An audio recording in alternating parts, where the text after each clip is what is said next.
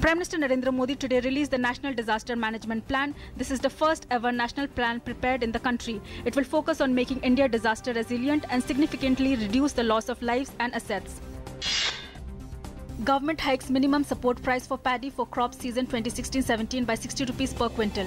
MSP for paddy will now be 1,470 rupees per quintal. Decision taken this morning after a meeting of the Cabinet Committee on Economic Affairs.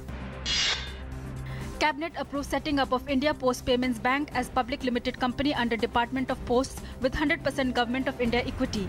Government to set up 650 branches of Postal Payments Bank by September 2017. Government begins 4-month compliance window from today for domestic black money holders to declare their asset under the income declaration scheme. Black money holders will have an opportunity to come clean by September 30th by paying taxes, penalty and surcharges totaling 45%.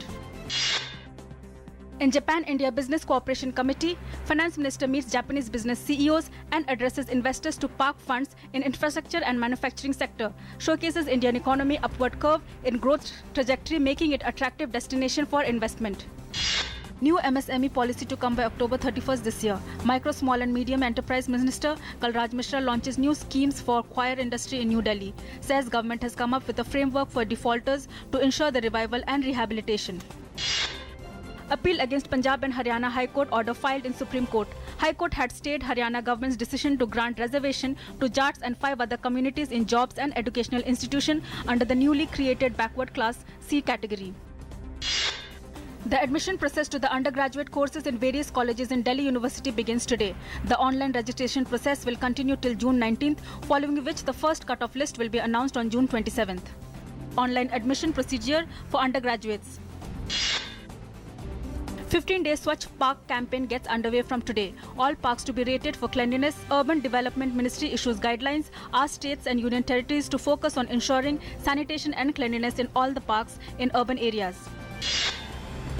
National Commission for Protection of Child Rights recommends that 12 drought-affected states reimburse fees and other entitlements of children of farmers and economical weaker section studying in private schools for 1 year. Country's GDP jumps from 7.2% in the third quarter of year 2015-16 to 7.9% in last quarter of the year.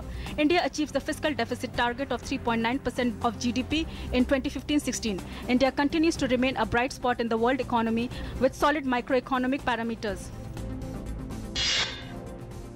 Government rolls back its budget decision to apply 1% tax collected at source on cash purchase of gold jewellery of Rs 2 lakh and above and raise the limit of Rs 5 lakh with effect from 1st June 2016. Move likely to help boost demand for gems and jewellery sector.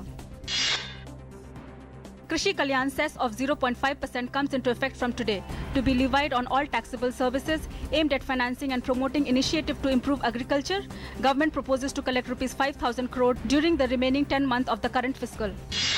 The world's longest and deepest rail tunnel was officially inaugurated in Switzerland after almost 2 decades of construction work. The 57-kilometer Gotthard base tunnel will provide a high-speed rail link under the Swiss Alps between northern and southern Europe. Mary Kom, India's best-known woman boxer, may still make it to the Rio Olympics 2016. The former world champion could ride a wildcard ticket to the Summer Games in August. The Indian Boxing Federation is likely to appeal for a wildcard for Mary Kom, who failed to make it to the cut.